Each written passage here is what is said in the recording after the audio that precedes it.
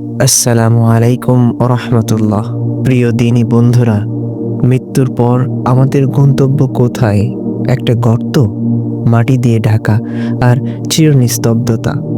কিন্তু আপনি কি জানেন, সেই গর্তটা কখনো শুধুমাত্র একটি জায়গা নয়, বরং সেটা হতে পারে ভয়ঙ্কর এক দরজা, 7টি ভয়াল স্তরের গভীরে নিয়ে যাওয়ার জন্য। কবর বলতে আমরা বুঝি মাটি খুঁড়ে একটা গর্ত, যেখানে মৃতদেহ শায়িত করা হয়।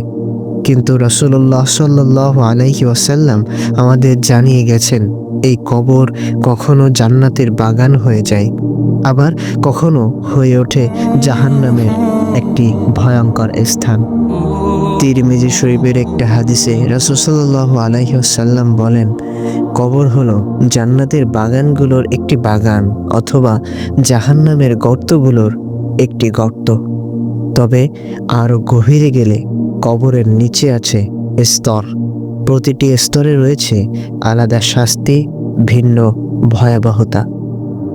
আল্লাহ রাব্বুল আলামিন পবিত্র কোরআনে বলেন, কাল্লা ইন্না কিতাবাল ফুজ্জারি লাফি সিজ্জিন, নিশ্চয়ই পাপীদের আমলনামা সিজ্জিনে থাকবে। ইমাম ইবনে কাসির বলেন, সিজ্জিন হচ্ছে সেই গভীর স্থান যা সৃষ্টির নিস্তলার নিচে, যেখানে সবচেয়ে পাপী আত্মাগুলোকে রাখা হবে। অনেক মুফাসসির বলেন, এই সিজ্জিনই হলো কবরের সেই শেষ স্তর, যার উপরে আর 6টি স্তর রয়েছে।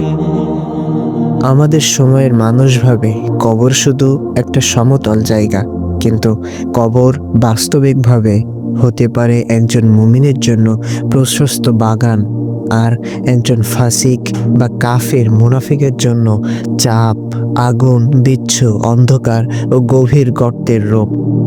হাদিস থেকে জানা যায়, কাফির বা পাপীর কবর তাকে এমনভাবে চাপতে থাকে যেন তার হাড় গুঁড়ো গুঁড়ো হয়ে যাওয়ার উপক্রম করে। এটা তো প্রথম স্তর, তার নিচে আরও স্তর রয়েছে।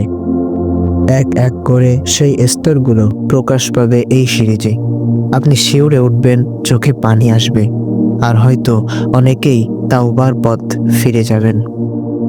আজকাল আমরা অনেক কিছুই জানার চেষ্টা করি এবং জানি, এআই, ভবিষ্যৎ, চন্দ্রযান, কিন্তু নিজের মরণ পরবর্তী ঠিকানা আমরা জানিই না, আর জানার চেষ্টাও করি না। ইসলাম আমাদের জানিয়েছে মৃত্যুর পর আত্মা কোথায় যায়, কবরের আযাব কেমন হয়, আর কিভাবে কিছু আমল কবরকে জান্নাত বানিয়ে দেয়। এই সিরিজে আমরা তুলে ধরব কবরের সেই 7টি স্তর, যা হাদিস ও ইসলামী তাফসীর থেকে উঠে এসেছে। প্রতিটি স্তরে রয়েছে আলাদা গল্প। কোন স্তরে আছে আগুন, কোন স্তরে আযাবের ফেরেশতা, আর কোন স্তরে শুধু কান্না আর অনুশোচনা।